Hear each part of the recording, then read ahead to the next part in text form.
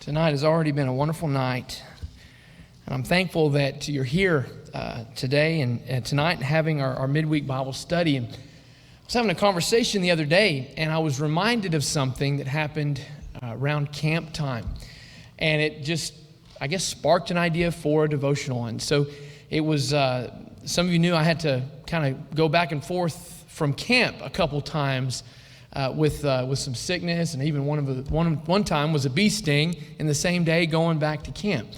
Well, in one of those treks on 22, I happened to be driving in the right lane, and I was at the base of a hill. As I crested the hill, a car passed me right next to me in the left lane, and a cruiser in hot pursuit whizzed right past me on the interstate.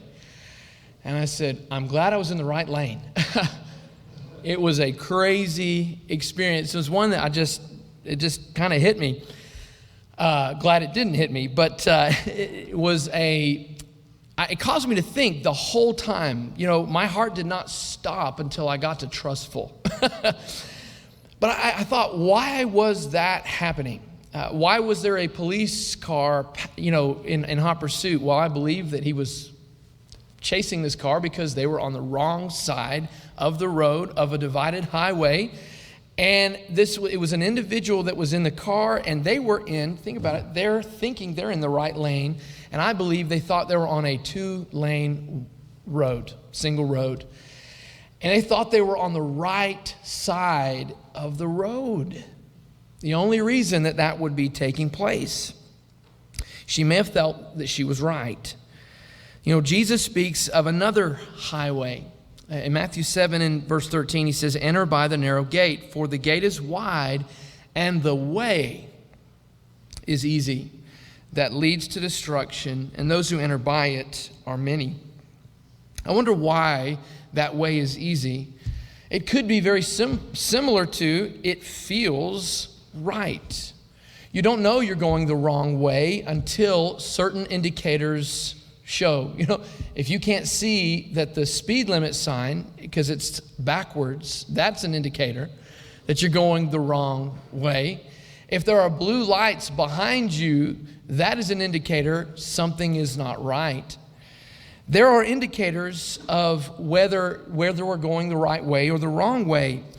But it feels the same way to be right as it does to be wrong until you know better. Jesus continued in the next breath, "Beware of false prophets who come to you in sheep's clothing, but inwardly are ravenous wolves." Then he goes on at verse 21, "Not everyone who says to me, 'Lord, Lord,' will enter the kingdom of heaven, but the one who does the will of my Father who is in heaven." And verse 22 indicates to me that feeling of being right until the moment you realize that you weren't. "On that day, many will say to me, 'Lord, Lord, did we not prophesy in your name, cast out demons in your name, do many mighty works in your name?'" I was on the right side of the road. I was speaking in your name. But verse 23 says, "And then I will declare to them, I never knew you. Depart from me, you workers of lawlessness." Even being on the right side of the road, if it's on the wrong side of a divided highway, is wrong. It's lawless, even if it was unintentional. It was an older lady that was behind the car, and it could have been that she just wasn't seeing the mirror behind her, and maybe she just thought that was happening.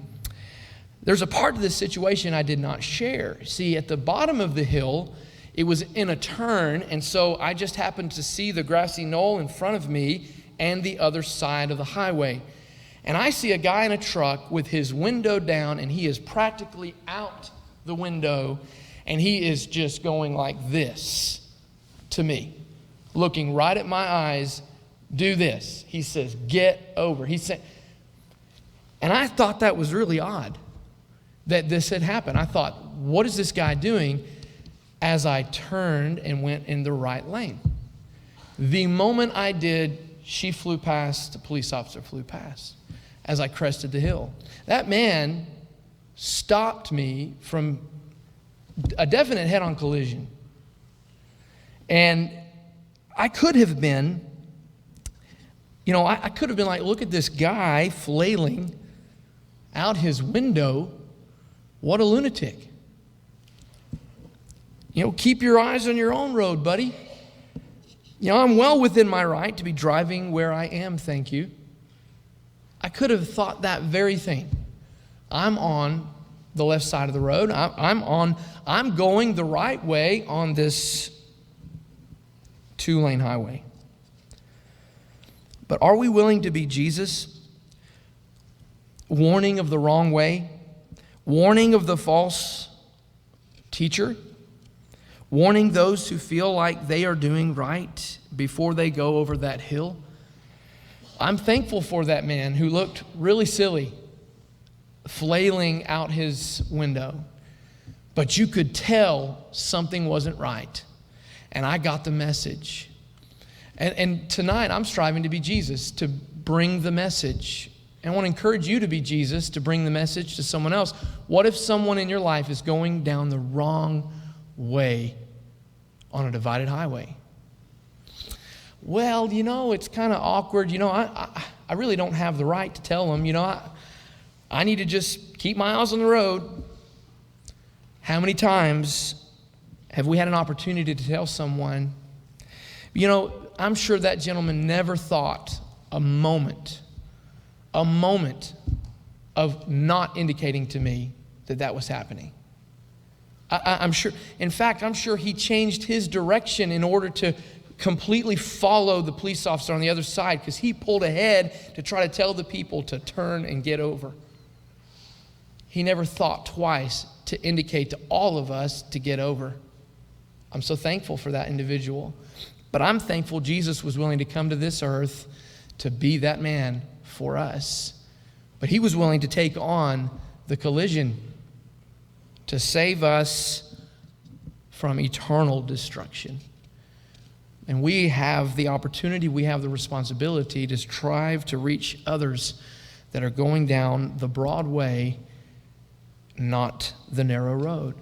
I want to encourage you, maybe tonight, this invitation, maybe it sparked something in you, and you realize you need to be on the right side with Christ. It's simply following what he said, not the way we feel. There's indicators in our life that tell us that we're not going in the right way, and those are God-given. We're going the wrong way. Maybe we can encourage you tonight. But maybe you know someone. Maybe there's someone in your mind that you've not talked to. Maybe call them.